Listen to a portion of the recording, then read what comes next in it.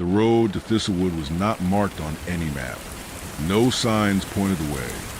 No recent travelers remembered having taken it. And yet, it was there, narrow, moss-slick, and coiled like a half-buried route through a forest that had long stopped whispering its name. Julian drove without knowing why. His hands gripped the wheel with no particular intent. There was no GPS signal out this far. His phone had drained itself to black hours ago. The dashboard clock had blinked out. The forest canopy above was thick with evergreens, and the last of the daylight filtered down in muted, coppery shafts that looked more like memory than sunlight. The car engine murmured as the tires pressed along the crumbling single-lane path. Damp leaves clung to the windshield wipers. There was a silence to this place, not the quiet of absence, but the quiet of watching, the kind that filled the spaces between breathing, that widened around the soft click of his blinker as he made another slow, unmarked turn. There was no destination in his mind.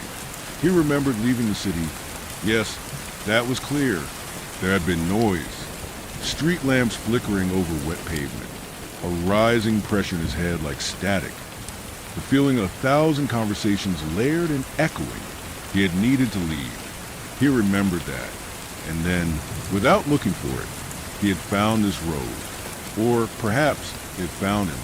It was dusk when the trees parted just enough to reveal a village. Thistlewood. The name came to him like a remembered tune, something from childhood, though he had never been here. Sloped rooftops stood hunched against the gloom. Most of the windows were dark, though a few glowed faintly as if lit by candle or coal fire. The air smelled of damp soil, burning pine, and something older, like pages left too long in a sealed trunk. He parked near what might have once been a town square, now cracked with root-lifted cobblestones and bordered by iron lampposts that hadn't worked in years. A stone well sat at its center, littered by a crooked wooden cover. Vines draped the buildings like mourning veils. Nothing moved, not even birds. Julian stepped out of the car. The door creaked and thudded shut behind him. His footsteps echoed in the stillness as he moved toward the only building with a lit window, and in, its sign faded but just legible in the gloom. The veils rest.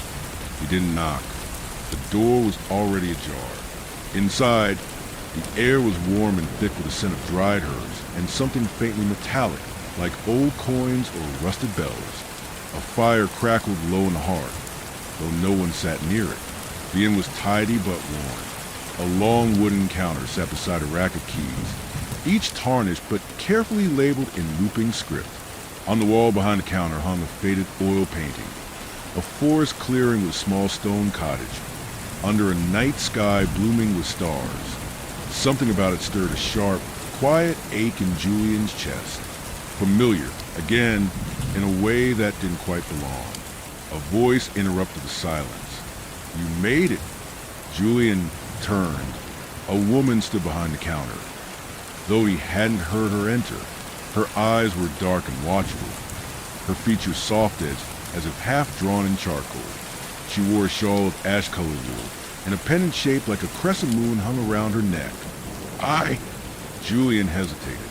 "I don't know where I'm going." "That's all right," she said. "Most don't when they come here." "What is this place?" She tilted her head. "A resting place. For the in-between." Julian didn't understand, but the words settled into him like fog. He was too tired to ask more. The woman reached behind her and took a key from the wall, number 7, and placed it in his hand. Her fingers were cool and dry. Top of the stairs. "Left side. The room will remember you." Julian blinked. "Remember me?" But the woman had turned away, already moving through a back door that shut softly behind her, leaving only the ticking of the grandfather clock by the hearth. The stairs creaked under his weight. The hallway above was dimly lit by oil sconces, their glass fogged and cracked. Faint wallpaper peeled at the corners, patterned with faded thistles and pale, moonlight blooms. He found the door, number 7. The key turned with a heavy, deliberate click. The room was modest, just a bed, a narrow window, and a writing desk with a cracked porcelain basin. Dust lingered in the corners, but the bed sheets were clean. The window faced the forest, and the trees stood still as if painted in place. He sat on the edge of the bed and took a breath. The silence in Thistlewood was different from silence elsewhere. It did not feel empty. It felt full of what he couldn't name. And then, just before sleep pulled him under, Julian heard it. A sound not from within the inn, but from beneath it. A soft scraping, like fingers brushing the underside of the floorboards. Julian awoke in darkness. Not the full, consuming dark of a windowless room, but a thin, gray hush where outlines still lingered. The kind of darkness that whispered it was nearly morning, but not quite. That quiet, amber hour before dawn, when dreams hadn't yet finished their final sentence. He had remembered falling asleep. His hand was still resting on the rough-knit blanket, and the room was silent, still holding its breath, except there was the sound again, the soft scrape, like fingers or maybe claws. No, not claws. The sound wasn't violent. It was deliberate, curious, as though something was exploring the seams of the space beneath his bed, testing the weight of the silence above. He didn't move, didn't breathe. The sound stopped. For a long time, nothing stirred. Then, the light began to change, barely, just a shift in tone from deep slate to wash pewter. Dawn was crawling its way through the trees beyond the window. Julian sat up slowly. His mouth was dry, and his body felt heavy, like it had been pressed into the mattress by more than sleep. He stood, walked the window. Outside, the forest loomed closer than he remembered. There was no breeze. The trees stood rigid, as if frozen in the act of listening. Mist rolled slowly through their roots, low and cold and thick, curling up the edges of the village like a tide, in the faint reflection on the window pane. Julian caught sight of something over his shoulder. He turned quickly. The room was empty. Still, he walked to the writing desk. Something on its surface had changed. The porcelain basin had been moved an inch to the left, and beside it sat an object he was certain hadn't been there before, a folded piece of parchment, stained at the edges with moisture, as if it had been recovered from a damp cellar. His name was written on it, in ink the color of dried blood. Julian. He unfolded it with care. The paper crinkled softly. The message inside was short, scrawled in the same hand as the key tags behind the counter downstairs. You've been here before. You just don't remember how it ended. There was no signature, no date. The paper trembled slightly in his hands. Julian left the room without dressing. He needed air. Downstairs, the common room was empty. The fire had died in the hearth, reduced to a faint halo of ash and ember. The grandfather clock had stopped ticking. Outside, the village was exactly as he'd left it, and yet subtly altered. The vines on the buildings had changed position. A door that had been closed last night now hung slightly ajar. The stone well in the square seemed darker, deeper. The air held a new chill, and the silence had changed, too. Now it was layered, something beneath it, just beyond the range of human hearing, like a low hum, vibrating under the skin of the world. Julian wandered toward the well. There was no rope, no bucket. The wood lid was askew. The inside shrouded in darkness that didn't quite respond to the light of morning. He leaned closer, listening. No wind, no dripping, no movement. But a smell rose from the shaft, old iron, mildew, and something faintly sweet, like rotting fruit. He backed away. The sound of footsteps stopped him. From the other side of the square, the innkeeper was watching. Same charcoal shadowed face. Same crescent moon pendant. You shouldn't linger there, she said softly. Not this early. What is this place? Julian asked again, louder this time. What do you mean I've been here before? The woman gave no sign of surprise.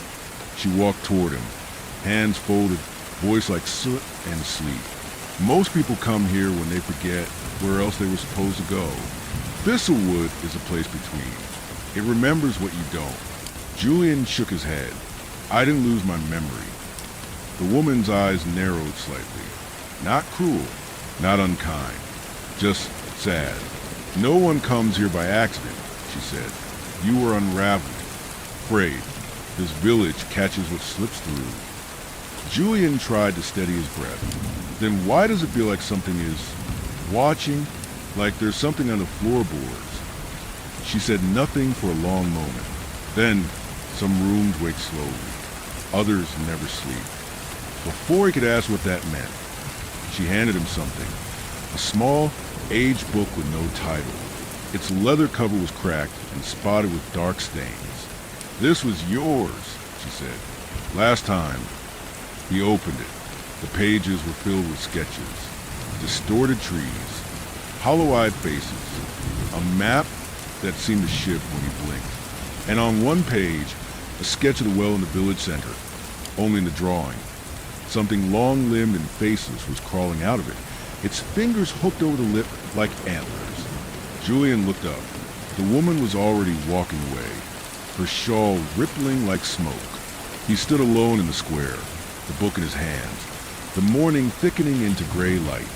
Somewhere, a wind had begun to stir, whistling low and soft through unseen gaps in the village walls. And from behind him, quiet, almost missed, the creak of a floorboard, the sound of something moving in room 7. The floorboard creaked again. Julian froze, book still clutched in one hand. The sound hadn't come from the inn's common room. It came from above his room, room 7, the one with the whispering walls, the one that had left him a note. For a long moment, he stood in the square, listening, then loomed behind him like a memory half recalled. The windows watching, reflecting nothing. Then the second sound, faint, rhythmic, as though someone or something was pacing the floor above. Julian didn't go back immediately.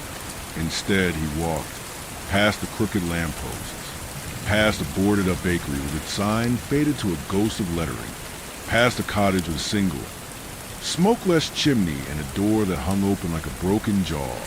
The village was waking, but not in any way Julian could recognize. No voices, no footsteps, just shifting, slow, subtle. The mist hugged the buildings. It curled into corners and pressed against window panes. Shapes drifted behind the fog now and then, shadows that didn't match the trees, suggestions of faces that melted if looked at too long.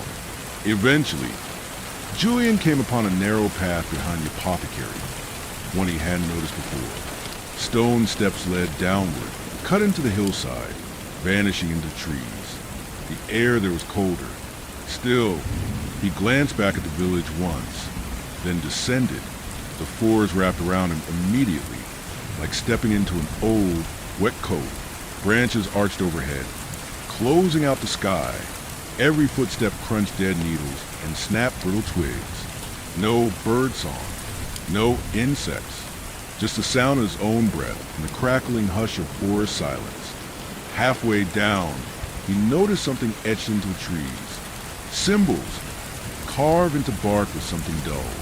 Circles, spirals, eye shapes. He paused, pressing his hand to one. It felt warm, as if the tree were breathing. That was when he heard the voice. Not a human voice, exactly, not spoken aloud.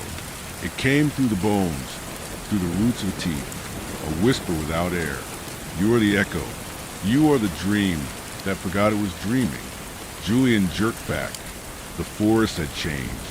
The path behind him had vanished into mist. The symbols on the trees now bled slowly. A dark sap that smelled like salt and flowers. He should have been afraid. Truly, deeply afraid. But instead, he felt a drowsy pull, like a memory of a lullaby, half heard through a wall. He stepped forward again, deeper into the hollow. There, nestled among black thorns and twisted bramble, was a cottage.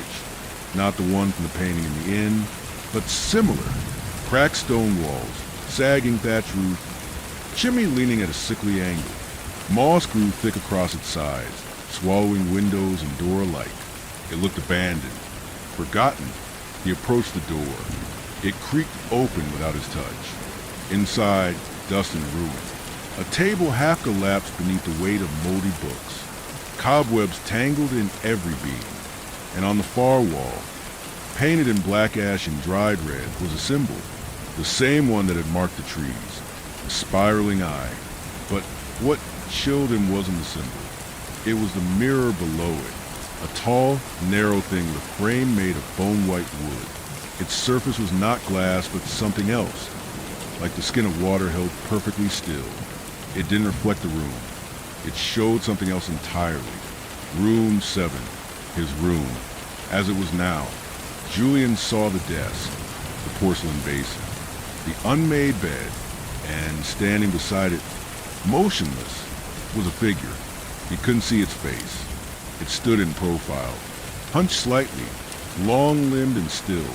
It looked to be wearing clothing. His clothing, but wrong somehow.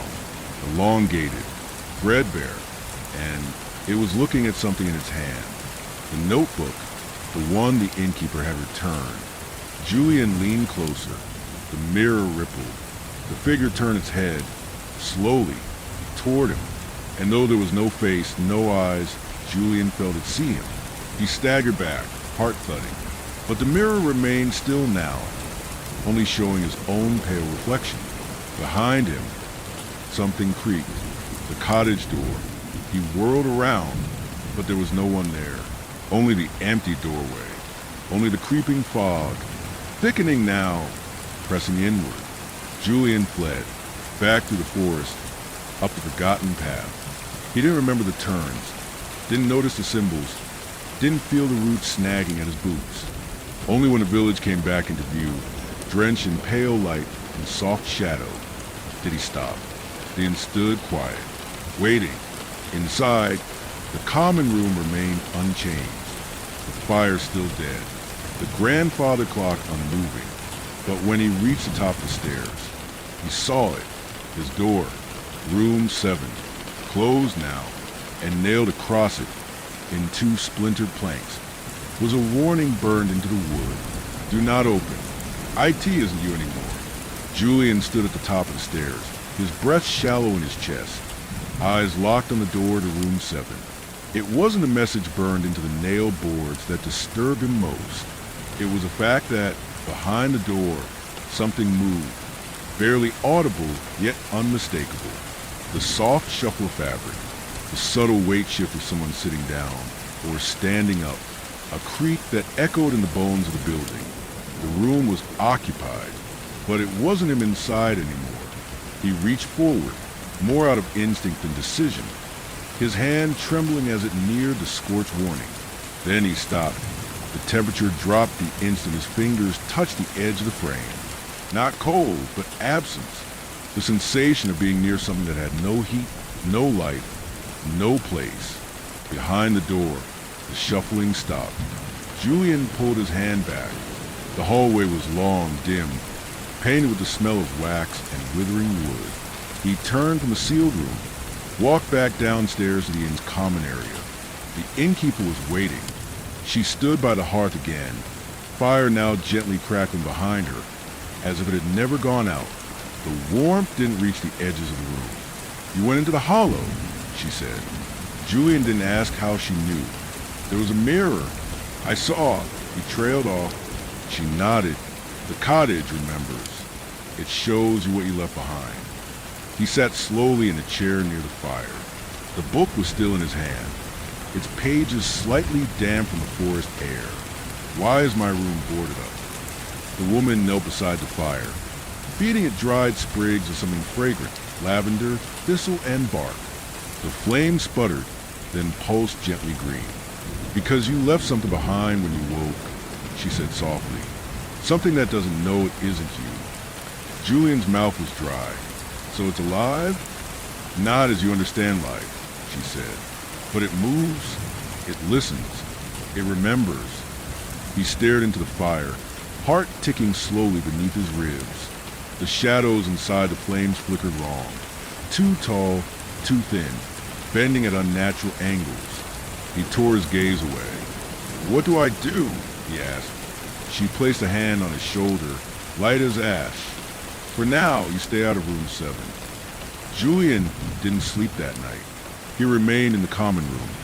seated by the fire until logs burned to crumbling orange husks. At some point, the innkeeper vanished again, silent as a closing eye. Outside, the night deepened. The mist retreated, revealing the village in full moonlight. That's when he noticed it. Through the window, beneath the inn, down in the earth where foundations sloped into root and stone, there was a light, faint, flickering, like candle flame trapped behind wet glass. He stood, slipped out through the back door. Gravel crunched underfoot. The night air was close and damp, filled with the smell of moss and old iron. He followed the side of the inn, around to where the cellar door yawned open. He hadn't noticed the cellar before. The steps descended steeply, half rotted with covered in mildew. The light came from below. He hesitated, then stepped down. The air changed the moment he crossed the threshold, thicker, wet with breath.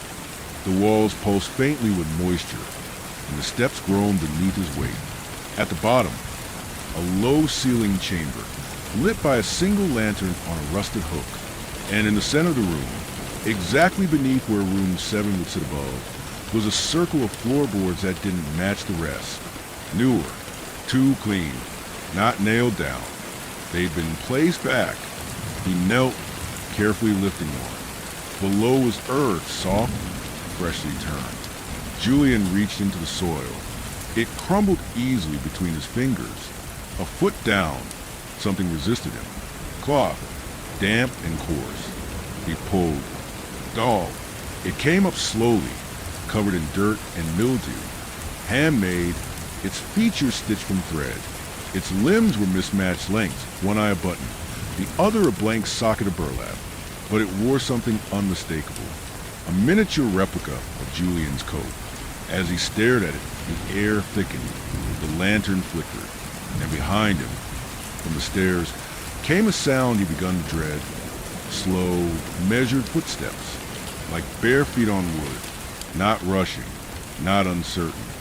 Following, he turned, but the stairs were empty, yet the feeling didn't leave. He tucked the doll into his coat and climbed back out of the cellar, moving quickly. By the time he returned to the inn's entrance, the door was closed. The sign above creaked gently, though no wind stirred. Inside, the inn was silent again, the fire out, the shadows unmoving. He stepped into the front hall and stopped. Room 7 was open, no longer boarded. The hallway beyond gaped like a throat in the dark, the door gently swinging inward. He stepped back, heart thudding. From within the room, something laughed. Not loud, not cruel, just a small, dry laugh. And then it whispered in his own voice. "You're late." Julian did not run. He wanted to. Every nerve screamed for it, but his legs held him in place, locked by a terrible, aching calm. The voice had been unmistakable. His voice, but not how he sounded now. It was how he imagined he would sound if drained of sleep, warmth, and soul. The door to room 7 stood open, swinging ever so slightly in a breathless rhythm. No light came from within, only that black, breathless stillness, and the echo of that laugh. He stepped back. Then, without turning around, he whispered to the empty hall, "Close the door." Nothing happened.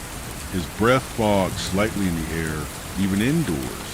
The silence pressed against his eardrums. The door creaked wider. Julian moved carefully down the staircase, never turning his back to the room.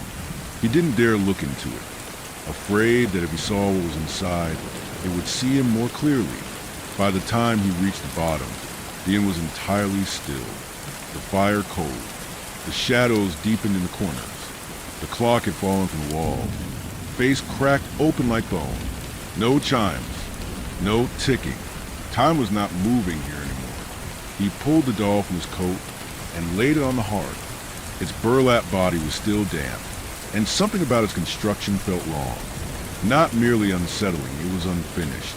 Threads frayed at its seams, as if still waiting to be stitched into something more. And its button eye, he now saw, for a tiny carving, a spiral, the same spiral from the trees, the same spiral beneath the mirror. Julian turned it over. On the back, Stitched in that same red thread as the note he'd found before was a word, remember, before he could contemplate it further. There came a knock at the inn door, 3 slow raps. He hadn't seen anyone else in Thistlewood, no signs of life, no villagers, and yet something was out there. He stood slowly, walked to the door, and opened a crack. No one, only fog, and yet, at the base of the door, something had been left. A piece of paper, folded many times over, weighted with a smooth, dark stone. He picked it up and unfolded it. There was a map drawn inside, rudimentary but unmistakable. The village, the forest, the well, the cottage, and then a new path, one that branched out from the back of the forest, through a place labeled in jagged letters, the Forgetting Field. Below the map, another message. The longer you stay, the less you remember. The closer you get, the more it remembers you. If you want to leave, bury the doll beneath the 3rd tree, then follow the path. But do not stop and do not speak to her. Not this time. No name, no signature. Julian looked out again into the fog. Still no movement, but the air had thickened, slightly metallic now, as if the mist itself was breathing. He closed the door. The inn was no longer safe. Not with room 7 open. Not with time broken. Not with his own voice echoing from a place it shouldn't. He packed only the essentials, the notebook, the map, the doll, a lantern, matches, the pendant he'd stolen from the wall above the hearth, a second crescent moon, identical to the innkeeper's, though rusted and cracked. By the time he stepped back outside, the fog had thinned enough to reveal the path behind the apothecary, the one he'd taken before. But now, another way had revealed itself. Narrow, lined with hollowed fence posts and crooked iron nails. He followed it. The village fell away quickly, vanishing behind a curve of earth and tree. The deeper he walked, the more colors seemed to leach from the world. The leaves turned gray. The bark of the trees cracked like desiccated skin. The sky overhead sagged with perpetual twilight. Eventually, he reached the 3rd tree. It was enormous, blackened by fire long ago. Its trunk split like a wound.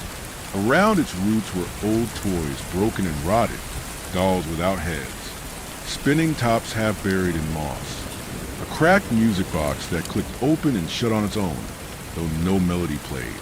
Julian knelt. He dug quickly, hands shaking, until the soil gave way enough to accept the doll. When it was buried, he stood. The path had changed. Now, it stretched forward into fields that hadn't been there before. Low hills covered in pale, waving grasses that looked white under the twilight sky. The field exhaled a sound like a whisper, constant and unnerving. The Forgetting Field. He stepped forward. The whisper grew louder. It wasn't wind. It was voices, familiar and strange, echoing through the grass. One moment, it sounded like his mother calling him as a child. The next, a teacher from long ago. Then laughter. Then sobbing. None of it real. All of it known. Julian pressed forward, eyes on the path. Halfway through the field, he saw her. At first, she was just a shape, standing very still among the tall, silver grass. Then she turned, the innkeeper, or something wearing her face. But now, her shawl fluttered unnaturally, as if underwater. Her eyes were too wide. Her skin had thinned to the point of translucency, and something pulsed just beneath the surface, like flickering shadows caught in tissue. She raised a hand and beckoned. He remembered the warning. Do not stop. Do not speak to her. Not this time. Julian walked faster. She began to follow. No footsteps, just gliding. Her mouth open, and the voices spilled out, not hers, but his. Memories poured from her lips like water over stones. Regrets, secrets, forgotten names. The face of someone he once loved and could no longer name. Julian, she said, but the voice was his. Come back. It's safer if you forget. He ran. The path grew thinner.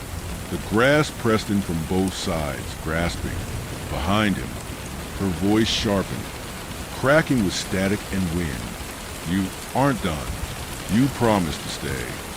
He burst to the last of the field into a grove of trees that did not belong to any season, dead and blooming all at once. There at the center stood a stone gate, covered in thistles, wrapped in symbols, and just beyond it, darkness, not the absence of light, but the presence of something else. He stepped through, and the whispering stopped. The moment Julian stepped through the stone gate, everything changed. There was no sky on the other side, no stars, no clouds, no color, only a vast canopy of black that didn't so much obscure light as consume it, like a curtain drawn tightly over the concept of day. The trees here stood in perfect stillness, their limbs too symmetrical, too smooth, as though shaped by something that didn't fully understand what trees were meant to be. Each branch tapered into strange forks, and their bark had the slick sheen of wet stone. Julian stood at the edge of a forest that didn't breathe. Behind him, the gate had vanished, not closed, gone, as if it had never existed. He turned in a slow circle. The air in this place pressed against his skin with a quiet pressure, like he was underwater. The silence was absolute. It wasn't just that nothing moved or spoke. It was that nothing wanted to. Julian took a breath, and the sound startled him. He could hear his pulse, the blood in his head, the shift of his muscles beneath skin. Everything internal was amplified, like the world had gone quiet to make room for himself. But the moment he took a step forward, that silence cracked. Somewhere deep in the forest, something responded, a faint sound, a slow, dragging rhythm, as though something heavy and ancient had begun to wake. He pressed on, following the faintest trail through the trees, barely more than suggestion in the leafless dirt. Each step felt like it carried weight beyond its measure, like he was walking not just through space, but memory.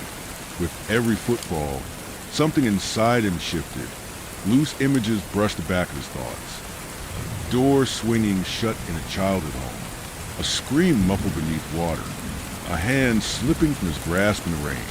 He didn't remember these moments, not clearly, but the path remembered.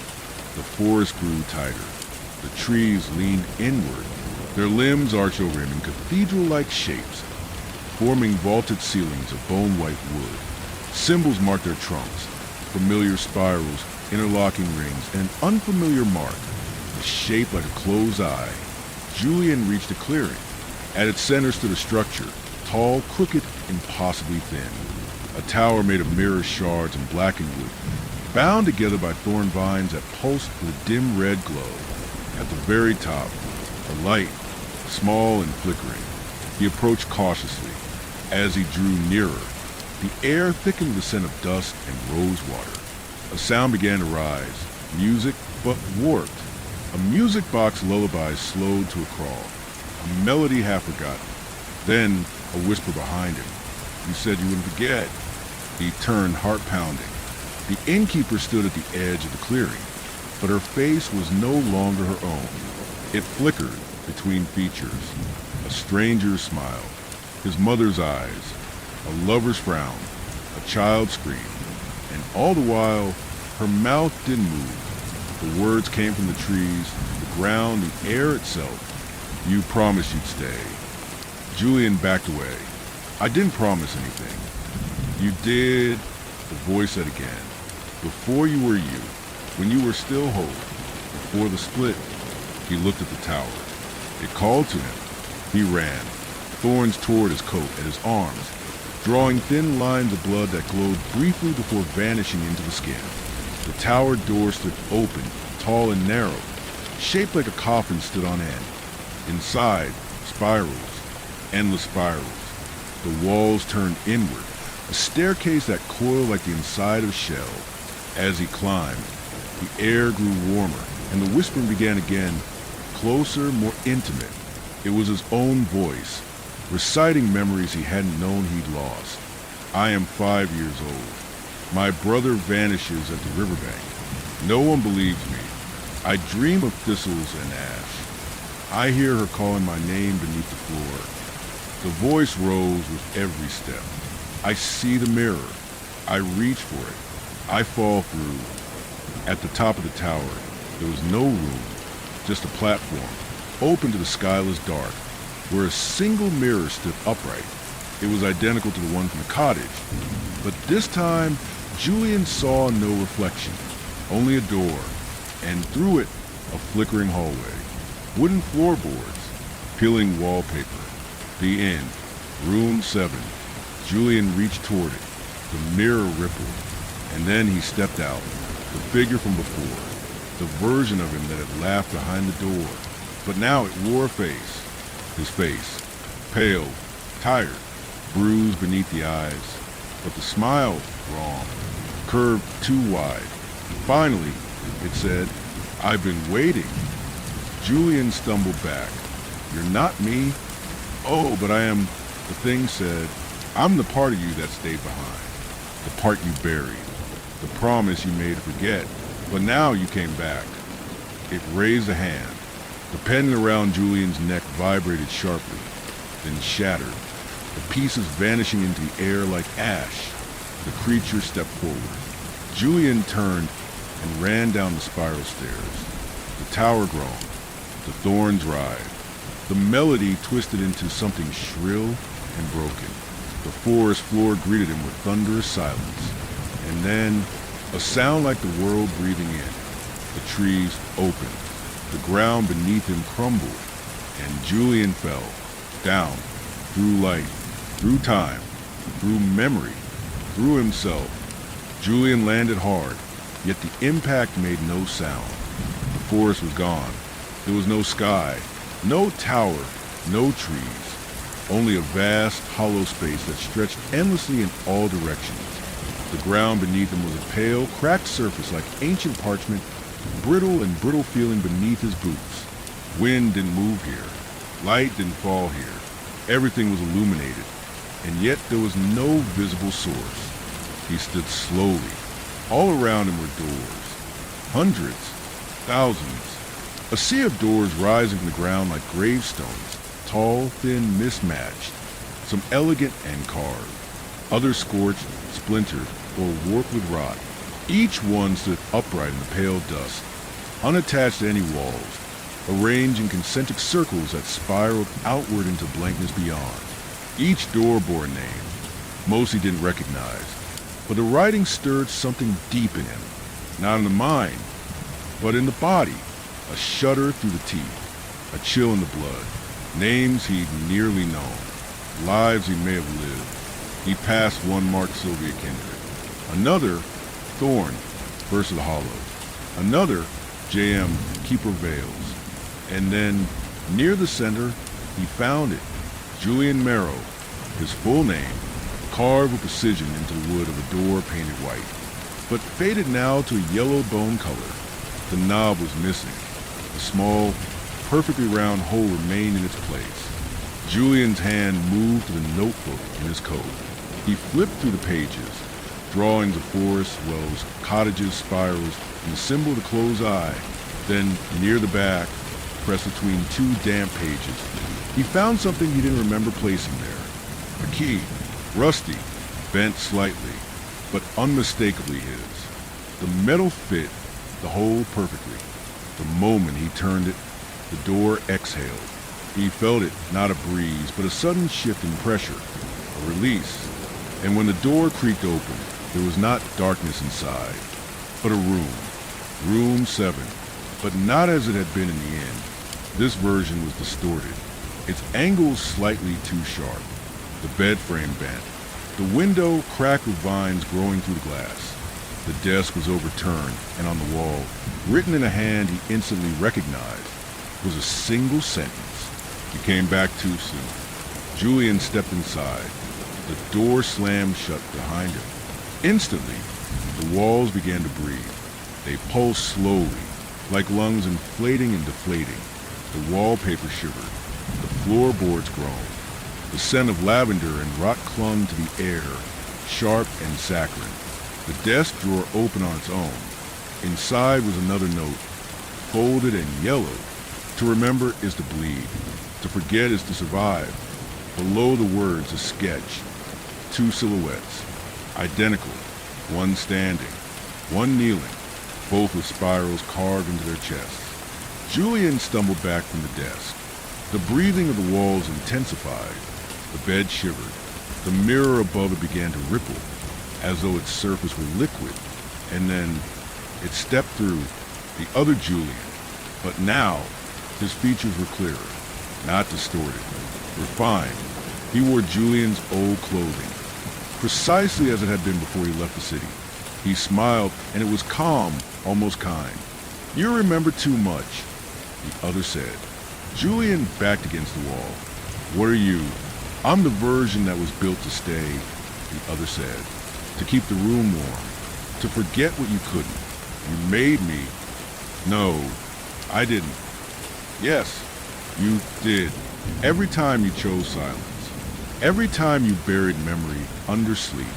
Every time you heard the scraping beneath the bed and told yourself it was nothing." Julian couldn't look away. "Why room 7? It's the last room before waking," the other said. "It's where the veil is thinnest, where what's buried tries to climb back through." The mirror pulsed behind him. Julian saw, within it, glimpses of his life, fractured moments flickering past like scenes from a dying film reel. A girl at a riverbank, calling his name. A face pressed to glass, weeping. A basement door padlocked and shaking. The other stepped forward. "You left something in the well." Julian flinched. "Do you want it back?" the other asked. Julian hesitated. "What is it?" "A promise," the other said. "One you made in the dark. One you broke when you came looking." The mirror cracked. From behind the other, something began to climb through. Long limbs. No face. No sound. Only presence. Julian turned to the door, but it had vanished. There were only mirrors now. Every wall. All showing different versions of himself. Laughing, weeping, sleeping, screaming. Some trapped. Some staring out. Some watching him. And from all of them, voices rose in unison. "You came back too soon." The other stepped aside. Behind him, a new door. Black. Iron-bound. Julian ran for it. As his hand touched the handle, the other whispered behind him, "If you open that, you'll remember everything." He opened it anyway. The world dissolved into light. Light swallowed everything. Not the harsh, burning light of interrogation, nor the sterile glow of hospital lamps. This light was dense like honey fog, diffused through every pore of Julian's skin. It had no source, no color, and yet it pressed against his eyes as if trying to open them wider from inside. Then, falling again.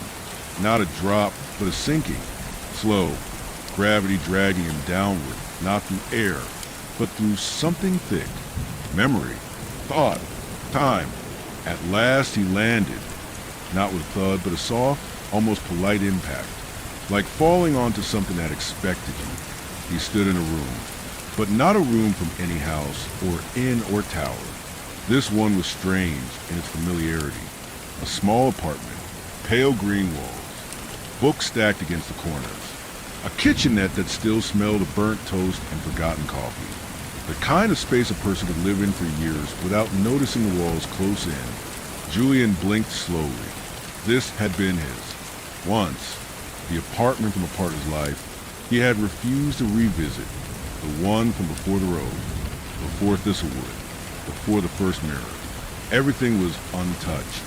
Mugs on the counter, crumpled jacket on the chair, a single light bulb flickering above the hallway, and on the floor, sprawled like a fallen shadow, was a mirror. No frame, no backing, just the surface, like water poured into the grain of the floorboards. Julian stepped over it. He knew what waited if he stared too long. On the wall was a calendar, the date frozen years ago, the day of the call, the day the woman vanished from his life. Not a lover, not a stranger, something in between. The only person who had ever known about the dreams, the sleepwalking, the sound in the walls. He approached the desk. The journal was still there, his real one, Not the one from the inn. Its pages were filled with scratches, diagrams, maps, frantic handwriting, notes about spirals, descriptions of dreams.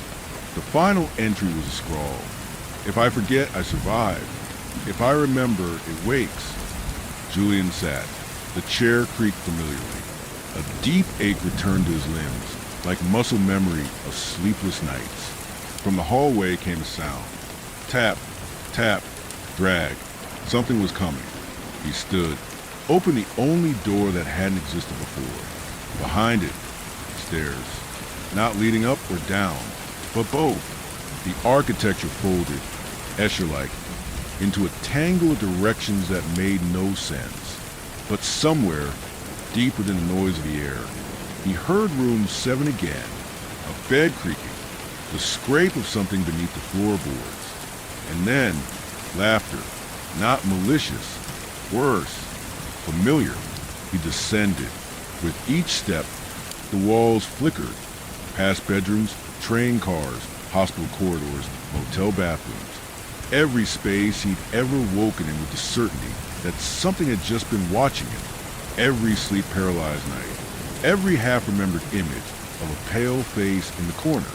It had always been the same place, he realized, not different rooms. The same room, bleeding through different skins.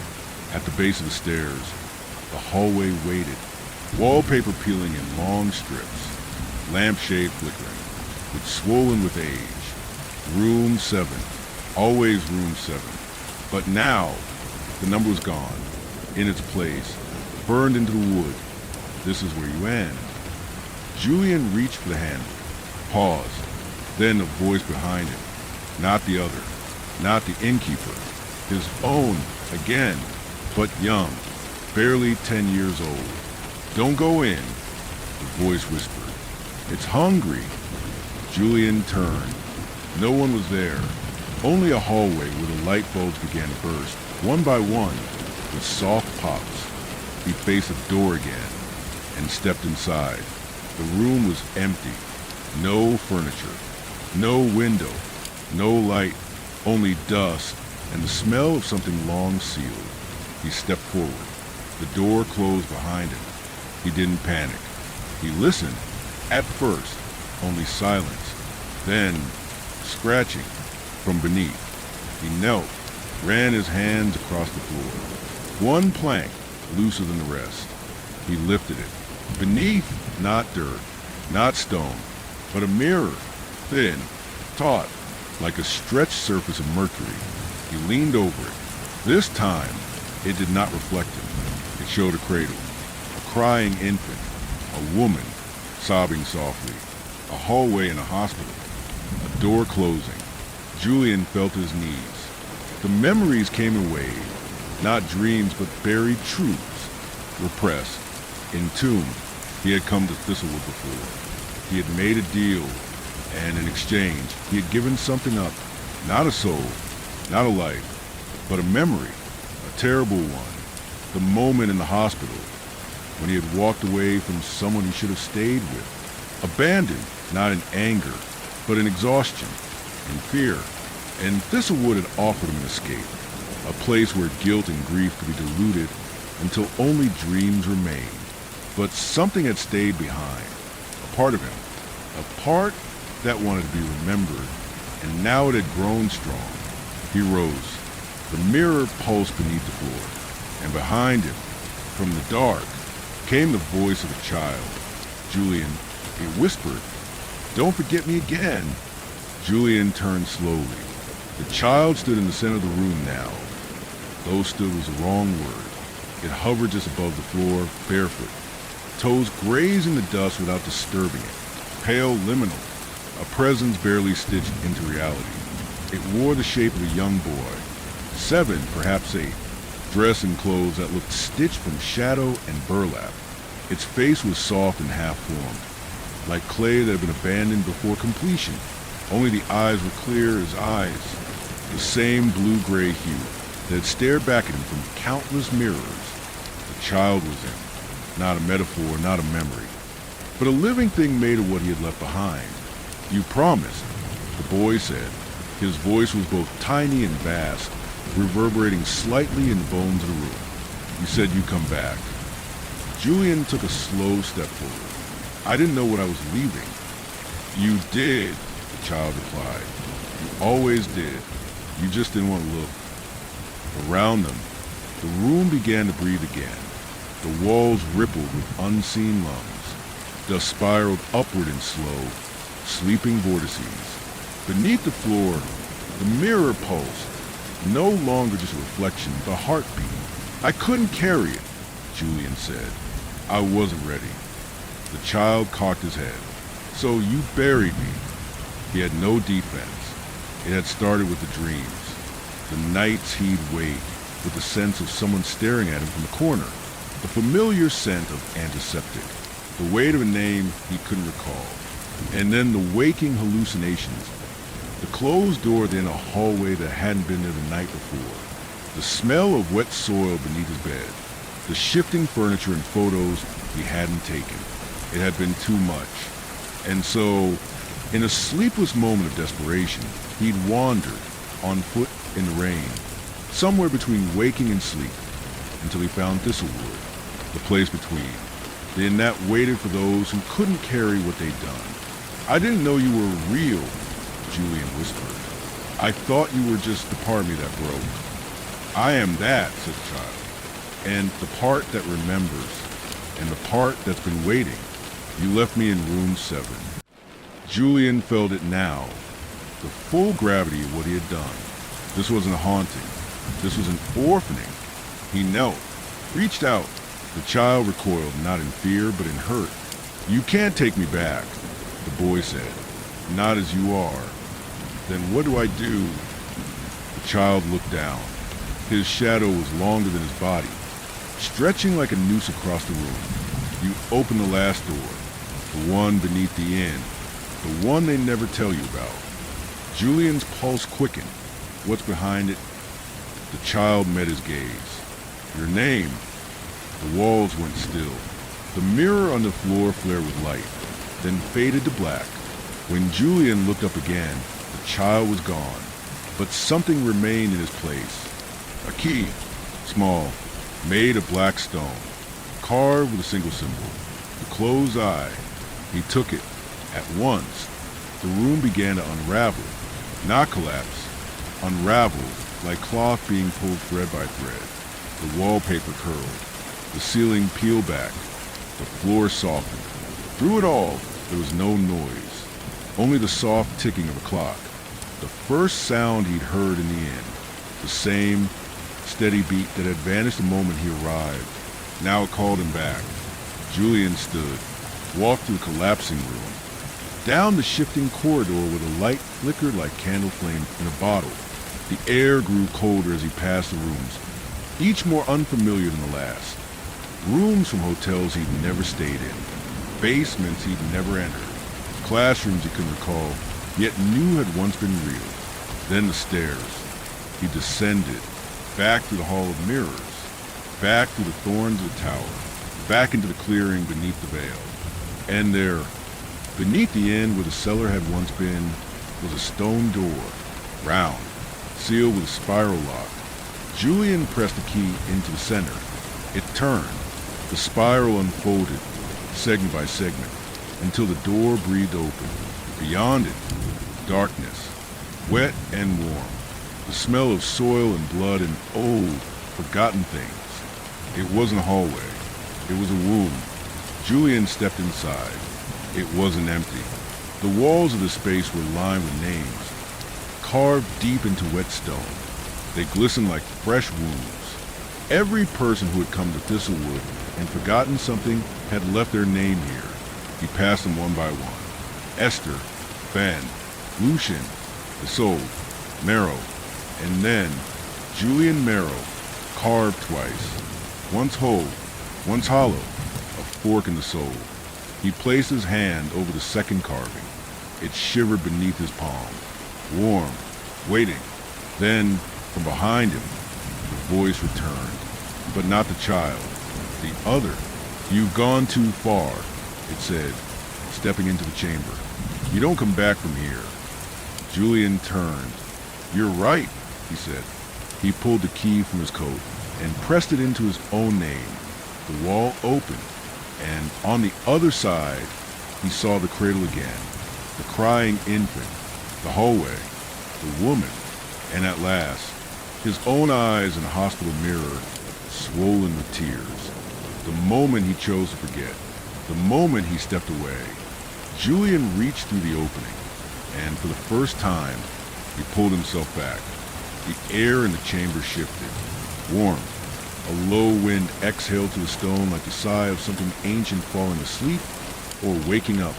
Julian stood at the threshold of his own name, hand still on the wall where the spiral lock had melted.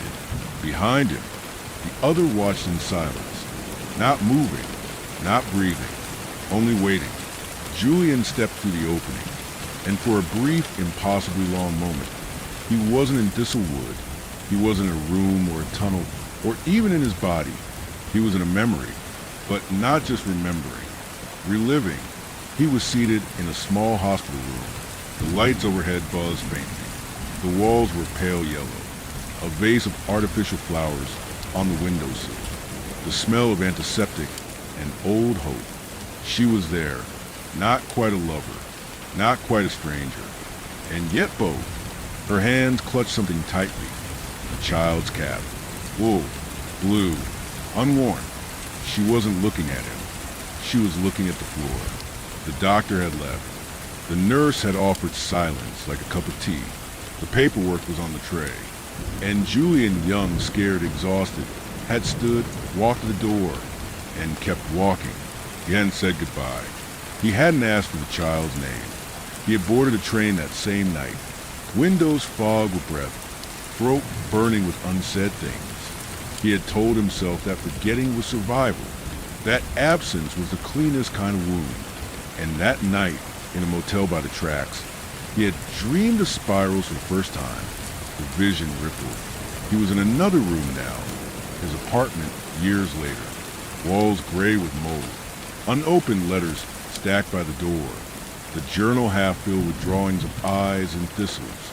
On the coffee table, the photo he could never remember taking, a door in the middle of the field, standing alone, nailed shut, and beside it, a letter, scrawled in unfamiliar handwriting.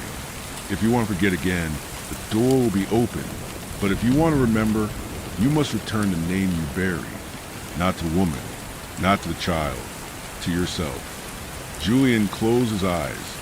When he opened them again, he was back in the stone chamber. The other had stepped closer. It smiled, not cruelly, but wearily, like a mask that had finally worn thin. "You remember now," it said. Julian nodded. "I do. I was built from your forgetting," the other said. "I've kept the room warm, kept the guilt quiet, let you sleep." Julian stepped toward him. "But I don't want to sleep anymore."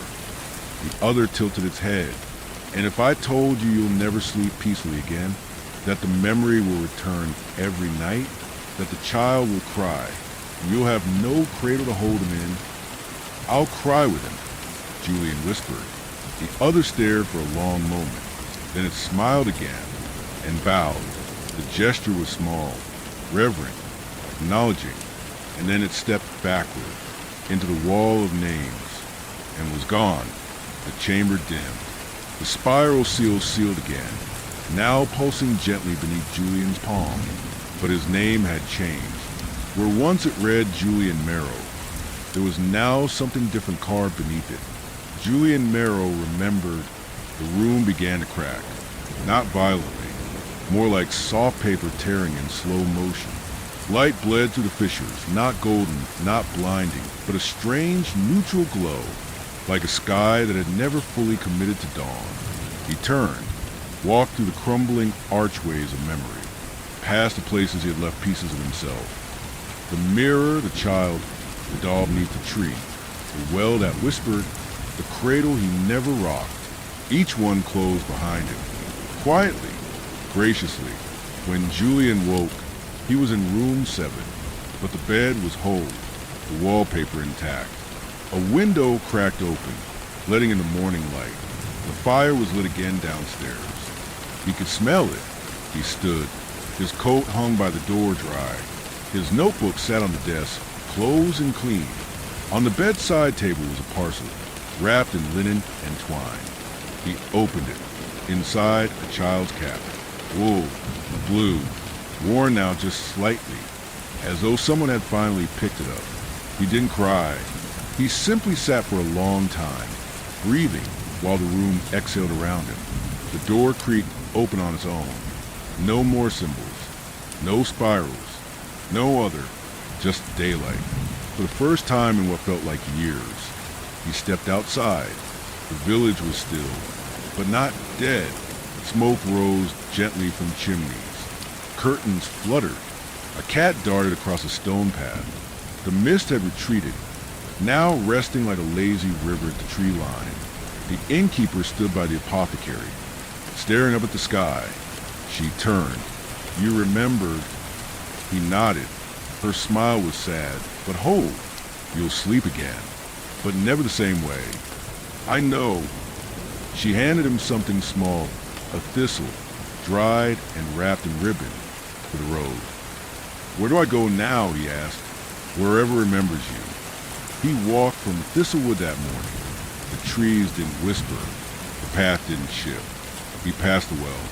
It was quiet now, and somewhere behind him, in room 7, a mirror turned to glass again. Just glass. Julian walked until his legs ached, past the crooked fence posts, past the third tree, where the doll had once slept, past the fields that no longer whispered. And as the morning wore on, the world changed. It wasn't dramatic. No ripping sky or sudden brightness. Just a subtle clarity that had been absent before. The trees lost their curve. The bird song returned. The grass rustled in response to his passing. Even the dirt beneath his boots felt more solid. He had passed through something, not out of a dream, but through it, and come out the other side more complete. The child was no longer beside him.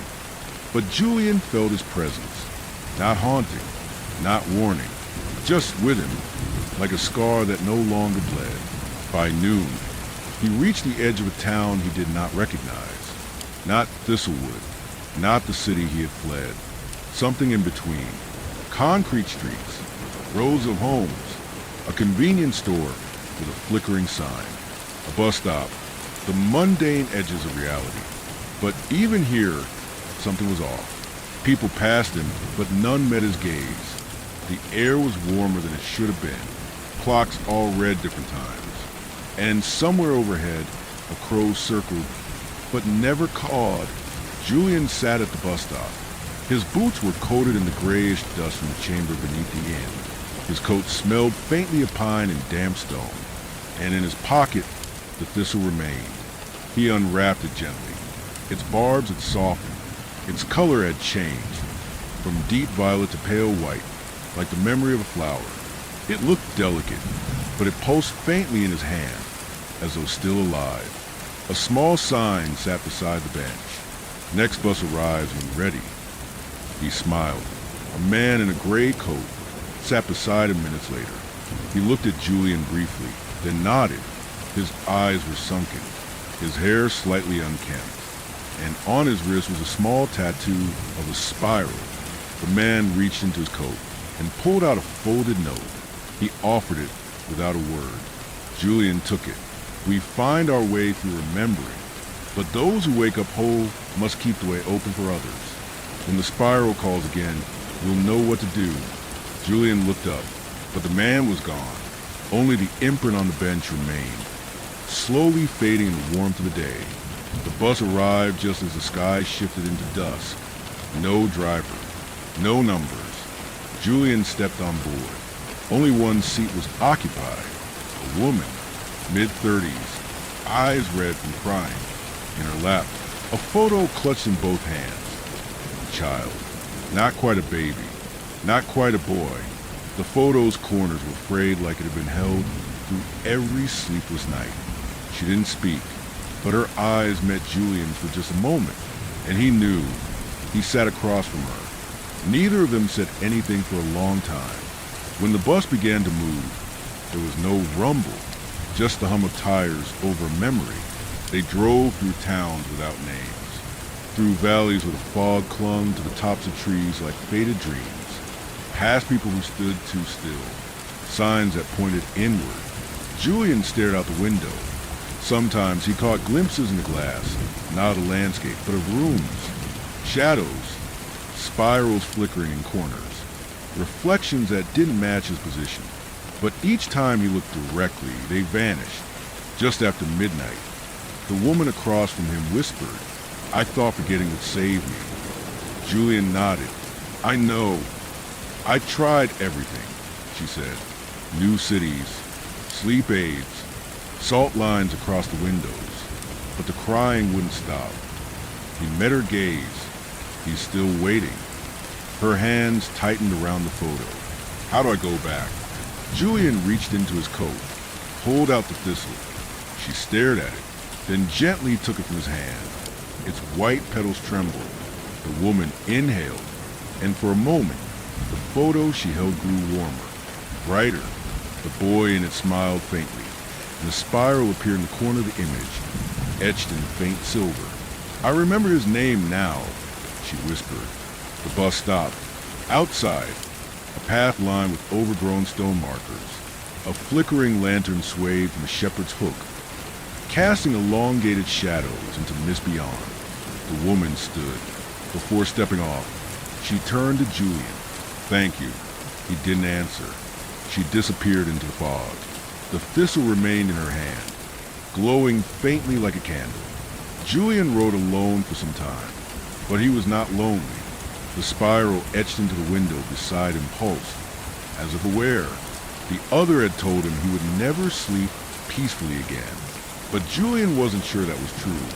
Sleep, after all, had never been meant to be peaceful. It was where forgotten tried to return, where memory and meaning clawed their way upward through dreams and dust.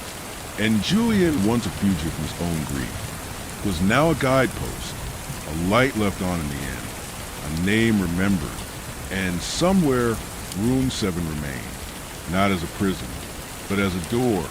The bus stopped one final time. Julian stepped off onto soil that hung faintly beneath his boots, not with life, but with remembrance. The land knew him. It had waited for him, just as Ian had, just as the child had. This wasn't Thistlewood. This was older, a forest with no birds, trees so tall they brushed the clouds like cathedral steeples. Their trunks gnarled with symbols that shimmered faintly in the moonlight, spirals mostly, some open, some closed, others shaped like keys or eyes or long-forgotten letters in a language never written. At the forest center, a stone platform, circular, cracked, covered in moss and roots, and on it, a spiral door massive and silent. It had no knob, no keyhole, only the shape of a handprint. Set in black stone at its center, Julian approached. As he drew near, his breath came slower. His heartbeat softened. The world narrowed to a single point, that spiral. Its lines stretched far beyond the stone, etched into the air itself. They moved slightly, like currents in water, barely visible, but real. He placed his hand upon the print. The door did not open. It turned. The spiral rotated under his palm a low, grinding hum. Stone shifting over stone, time over time. As it moved, the forest dimmed, not darkened, dimmed, as though the idea of light was briefly forgotten. And behind him, others began to gather. Figures, not ghosts, witnesses. Some wore coats, others robes. One had no face. Another wore a mask of thistles. All bore the spiral somewhere, tattooed, branded, embroidered, burned. Julian understood. They were the ones who remembered, who had made it out of the veil, carried their truths with them. And now, they had returned, not out of fear, but duty. The spiral opened. Beyond it, a room, circular, lined with mirrors. At the center, a well. Julian stepped inside. The air changed. This was the oldest part of the veil, where memory wasn't a story, but a structure, where forgetting had been built, brick by brick, face by face. the source of all the paths, the intersection of all the doors. He stepped to the edge of the well, looked down. It wasn't deep, only a few feet, but inside it, himself, not the child, not the other, the version of him who had never come to Thistlewood at all, the version who had lived with his guilt, faced it, stayed by the hospital bed, rocked the child, named him, watched as the sun set and rose again over sleepless years. A version with no spirals, no mirrors, just the ache of memory and the grace of enduring it. Julian watched him sleep, peaceful. "Oh, you were always here," he whispered. The man stirred, didn't wake. Julian turned. The figure stood around the room now, silent, waiting. He stepped back to center, and he spoke, not in language, but in memory. He told them of the cradle, the mirror, the child, the spiral. He told them how forgetting felt like drowning in warm water, how remembering cracked the bones in ways that never healed clean, how grief could take the shape of a room and wait for you to return to it. And when he finished, the mirrors around the chamber shattered, not violently, like rain finally falling from glass. And behind each broken surface, a door, room 2, room 9, room 14, room 7, room 7, room 7, always room 7. Each led back to a place someone had tried to forget. Julian approached the center. The child was there again, holding the cap, offering it. Julian knelt, took it, and this time he placed it on the child's head. The boy smiled and slowly dissolved into light. Julian walked through one of the doors. It didn't matter which. Each one would lead to someone asleep, someone waiting, and he would be the one to wake them, not with alarm, not with violence, but with a whisper, with a memory, with the soft, impossible truth that even what we bury deepest remembers us in return. The spiral turned behind him, and the veil lifted. Julian emerged from the spiral with something different in his bones. Not peace. That was never promised. Not clarity. That was too clean a word. But stillness. The kind of stillness that follows a storm. Not silence, but a kind of listening. A readiness to hear whatever came next, even if it came in fragments. He no longer needed to ask where he was, wherever the veil had deposited him. It was not entirely part of the waking world, and not entirely dream either. He stood at a crossroads of sorts. 3 narrow trails wound off into different woods, all half obscured in fog. A weathered signpost pointed in 4 directions, but its words were smudged, written in a language that resembled spirals more than letters. Behind him, the door had vanished, but not without leaving a trace. Etched into the earth where he'd stepped through was the faint outline of Room 7's doorframe, a memorial or perhaps a marker, like a gravestone that didn't mourn, but remembered. Julian took out the notebook from his coat. This time it wasn't blank. The pages were filled, not with writing he remembered making, but maps, diagrams, small, hand-drawn portraits. Each page held a place or person that had once drifted too far into forgetting, now waiting for someone to return. And someone had to chart them. He understood that now. He would become a cartographer of the veil, an archivist of forgotten, a steward of memory's wilderness. Not because it was noble, but because it was necessary. He tore a blank page from the back of the notebook, sat against a crooked tree, and began to draw. The first person came that night.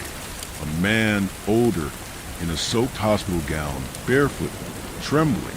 He stumbled through the trees like someone clawing their way out of a dream. His face was lined with confusion. Julian met him gently, without surprise. He offered the man his coat, asked for his name. The man couldn't remember it at first, but after a while he whispered, "Thomas, just Thomas." Julian nodded. He offered him a chair beside a fire that hadn't been there a moment before. It didn't matter. Things came when they were needed here. Thomas stared into the flames for a long time before speaking again. There was a room, he said. It kept changing. Sometimes it was a hospital. Sometimes it was a hallway with too many doors. I think someone was waiting in it. Julian nodded again. They usually are. Did I leave them? Thomas asked. Not exactly, Julian said. You just forgot how to find the door back. And now, Julian handed him the notebook. On one of the pages, a sketch of room 3, a child's room, a rocking horse, a window that showed no stars. You'll remember, Julian said, and when you do, they will too. The next day, a woman arrived, then a child, then a man who had once been several people, and now didn't know which name was his. Julian met them all, listened, recorded, marked the locations of their rooms, their dreams, their vanished memories. The veil did not give him rest, but it gave him purpose. And in time, that became its own kind of peace. They called the place he built many names. The Listening Tree, the Map House, the Archive of Remains, the Spiral Gate. But Julian didn't care what they called it. He just kept drawing. Every door remembered, every room found, every person gently led back to the place they once abandoned in sleep or sorrow or fear. And once they remembered, they changed. Not all stayed. Some walked onward toward waking. Some stayed behind, like him, to help others. Some simply vanished, leaving only a thistle where they'd once sat. One evening, near dusk, he saw the boy again, the child he had left behind. But now he was older, 10, perhaps 11, more defined, solid. Still here? The boy asked, smiling. Julian closed the notebook and looked up. Where else would I be? You've drawn most of the map now, the boy said. Do you ever wonder if there's more beyond the edge? Julian smiled. I hope there is. The child stepped closer, held out a familiar object. The mirror, whole again, polished. Still, no spirals, no tricks, only reflection. Julian stared into it. This time, he saw no room, no other, only himself. Tired, worn, marked by memory, but hold. The boy held the mirror up between them. I think you're ready, he said. Julian touched the glass, and for the first time, it didn't ripple. It simply stayed. Real. That night, he drew one final door. No number, no room, only a path, lined with thistles, leading through the forest and into the quiet. It was early morning when the wind shifted. Not loudly, not even sharply, just enough for Julian to feel it. Something had changed in the trees. The fog had lifted entirely now, revealing a low gray sky stitched with soft blue light, like a wound mid-healing.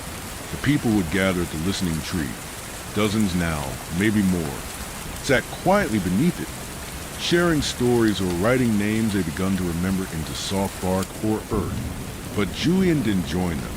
He stood at the edge of the forest, just beyond the path he'd drawn in the notebook the night before. It had appeared just as he'd sketched it.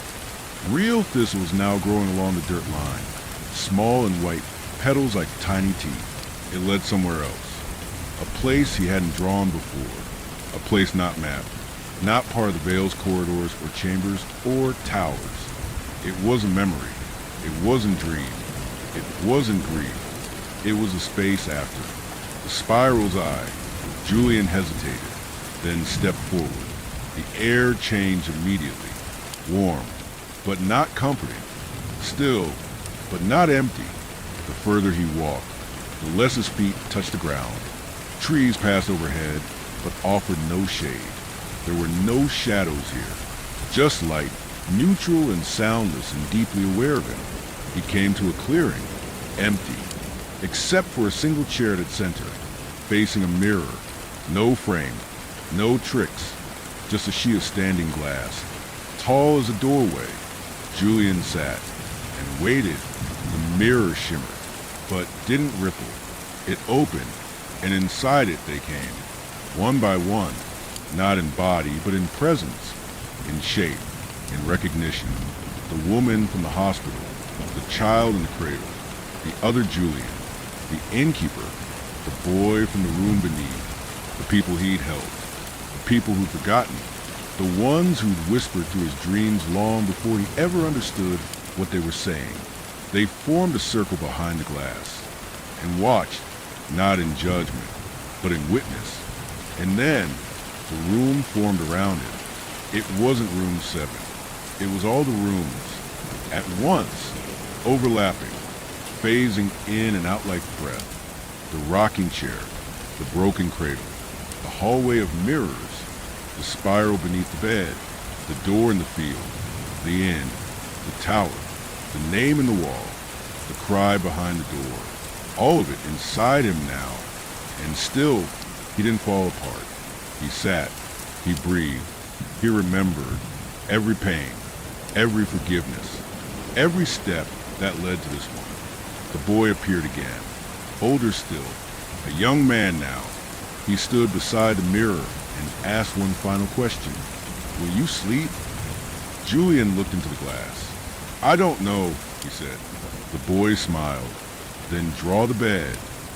Julian stood, took out the notebook, now nearly full. He turned to the very last page, drew a bed, simple, wooden frame, a window above it, a thistle on the sill.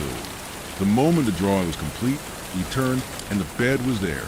The same one from the inn, but clean. Oh, waiting. He approached it like one with a childhood relic long buried. Not with fear, but reverence. The kind of awe that arrives when you find a part of yourself you thought had drowned in time. He pulled back the blanket, laid down, closed his eyes. The figures faded. The glass softened. The forest breathed. And Julian slept, not to forget, not to flee, but to rest, fully, finally, with all the doors behind him, and no more left to open. The forest remains. Even now, even though Julian sleeps, even though the mirror is still, even though the spiral no longer turns, it waits. Some say the inn has vanished. That room 7 collapsing on itself the moment Julian laid down the dream bed. He built with memory and grief and quiet resolve. But that isn't true, then still stands. You've seen it, not clearly, maybe from the window of a car, when the fog curls too suddenly across a roadside, or at the edge of a field you never meant to wander into. Maybe it appeared in a dream, behind a hallway you didn't walk far enough down, a room number flickering on a hotel door you thought you had imagined. You felt it in the moments between waking and sleep, when your limbs go still, but your mind drifts further than you mean it to, when you wake and swear someone was just whispering from inside the wall, when your reflection pauses just a little too long after you move. It is not waiting to hurt you. It is not hunting. The veil is simply looking for you, to ask a question, to listen for an answer, to remember you if you let it. You might not know what you left behind. Not yet. You might not remember the room where you buried something that hurt too much to hold. Maybe it was a name, a place, a cry you ignored, a choice you never forgave yourself for. But the veil remembers. It always does. Not to punish, but to remind you that forgetting is not the end. It's the beginning of the way back.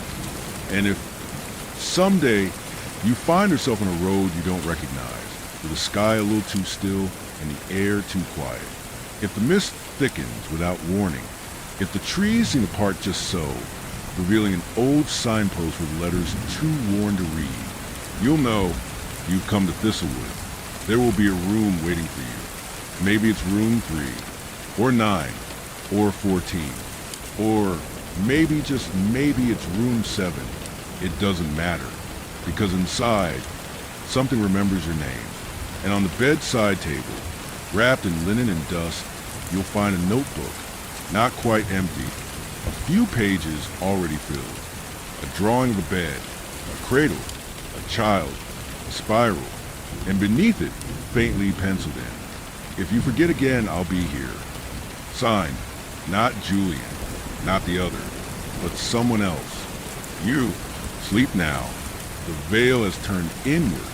The spiral has closed for now, but should you wake and feel the weight of something missing, know this: you are not lost. You are only remembering your way back.